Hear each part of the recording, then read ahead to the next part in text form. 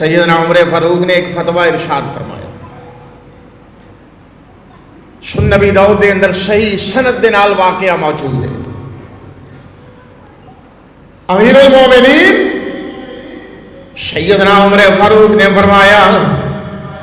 کہ ایسا مقتول جس نو دیت دیتی جائے، یعنی کوئی بندہ قتل ہو گیا ہے، قتل ہونے تو بعد مقتول دے جو ورثاء نے قاتل انہاں نو دیت دیندے نے نقدی دی صورت اندر یا اونٹاں دی جانوراں دی صورت اندر۔ سیدنا عمر فاروق نے فتویٰ ارشاد فرمایا کہ جو دیت ہے الدیت للعاقلہ وہ فقط خاوند دے رشتہ داراں واسطے ہے، یعنی بیوی جس مقتول دی اہلیہ بیوہ ہو چکی ہے، ذرا بات نو سمجھنے دی کوشش کرنا، اس بیوہ نو محروم کیتا گیا۔ سیدنا عمر فاروق نے فتویٰ دے دیتا کہ بیوہ محروم ہے، سنن ابی داؤد، اور جبکہ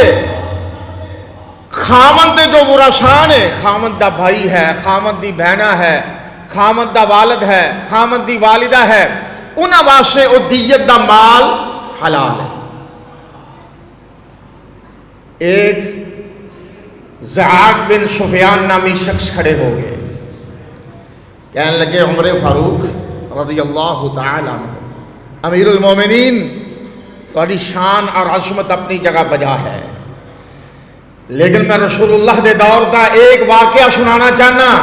آپ نے میں سنائیے۔ زعاق بن سفیان کہنے لگے نبی پاک صلی اللہ علیہ وسلم دے دور دے اندر ایک اس طرح دا واقعہ رونما ہویا، آپ نے مینوں لکھ کے بھیجیا کہ فلاں جڑا مقتول ہے او دی بیوہ موجود ہے، زندہ ہے، سونیا زندہ ہے۔ نبی پاک نے فرمایا جڑی او دی بیوہ ہے اس نو دیت دے وچوں حصہ دلوا دیجئے، اے رسول اللہ دا حکم ہے۔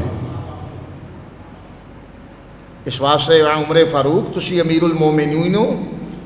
لیکن تہاڈا جڑا فتویٰ ہے او